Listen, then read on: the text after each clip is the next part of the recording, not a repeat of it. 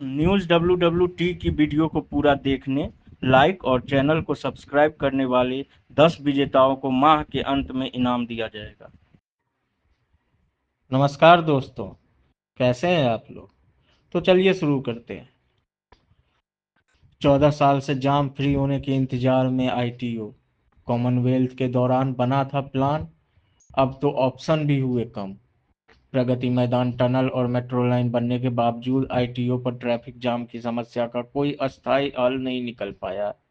बहादुर शाह जफर मार्ग पर underground metro line बनने के बाद ITO चौक को इस जाम से निजात दिलाने के लिए इंजीनियर्स के सामने अब विकल्प भी बेहद सीमित रह गए हैं। इसके बावजूद इस समस्या के अस्थायी समाधान को लेकर अभी तक गंभीर कोशिशें भी नहीं दिख रही। दरअसल ITO की लोकेशन ऐसी है कि यहाँ फ्लाईओवर का प्लान आसान नहीं है। इसकी वजह से इस चौक से प्रगति मैदान की तरफ 500 मीटर से भी कम दूरी पर एक तो एलिवेटेड रेलवे लाइन है और दूसरी मेट्रो की एलिवेटेड लाइन। मेट्रो लाइन के नीचे W पॉइंट सिग्नल है। ऐसे में अगर बहादुर शाह जफर मार्ग पर फ्लाईओवर बनाने का प्लान बनता है तो ITO चौक के आगे इतनी जगह नहीं है कि रेलवे लाइन से पहले ही उसका रैंप बन जाए। दूसरी बड़ी अड़चन यह है कि अब मंडी हाउस से बहादुर शाह जफर मार्ग की अंडरग्राउंड मेट्रो लाइन बन चुकी है। इसलिए यहाँ सड़क पर पिलर बनाना पहले जैसा आसान नहीं है। ITO चौराहे पर सबसे अधिक गाड़ियां मंडी हाउस की ओर से आकर विकास मार्ग की ओर जाती है। विकास मीनार पास सिग्नल रेड होने पर पीक आवर में गाड़ियों की लाइन ITO चौक तक आ जाती है।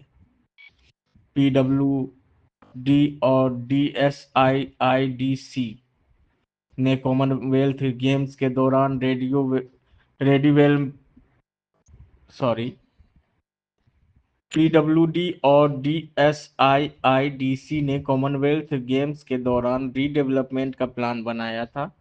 इसके तहत ITO के पास जो इमारतें हैं उन्हें तोड़कर रीडेवलपमेंट करना था, लेकिन प्लान इसलिए अधर में चला गया कि तोड़ी जाने वाली इमारतों की लाइफ तब तक 20-30 साल और बची थी। इसी प्लान के तहत ही यमुना के ओ जोन में स्थित थर्मल पावर प्लांट को भी शिफ्ट करना था, ताकि लोगों को घूमने की एक बेहतरीन जगह मिल सके। इससे पहले DDU मार्ग पर 72 घंटे में फ्लाईओवर बनाने का दावा करने वाली कंपनी के प्लान पर भी विचार हुआ, लेकिन वो भी सिरे नहीं चढ़ सका।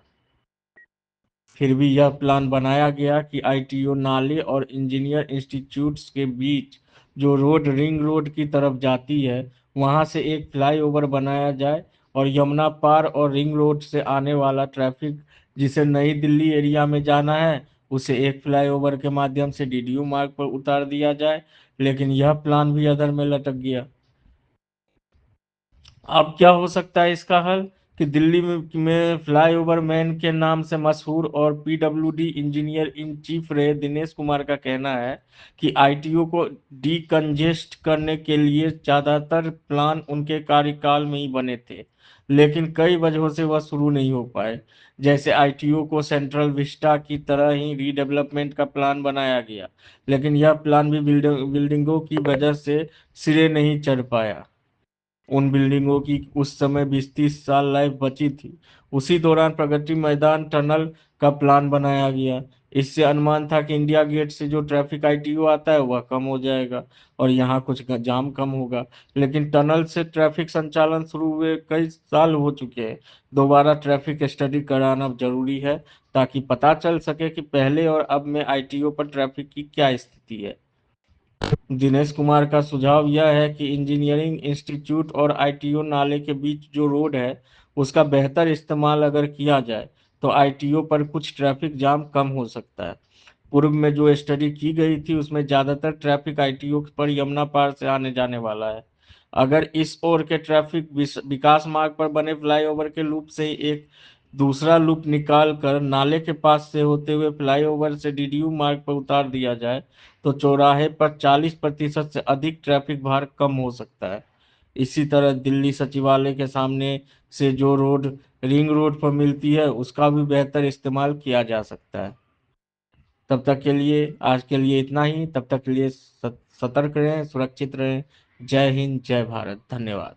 न्यूज़ WWT की वीडियो को पूरा देखने, लाइक और चैनल को सब्सक्राइब करने वाले 10 विजेताओं को माह के अंत में इनाम दिया जाएगा।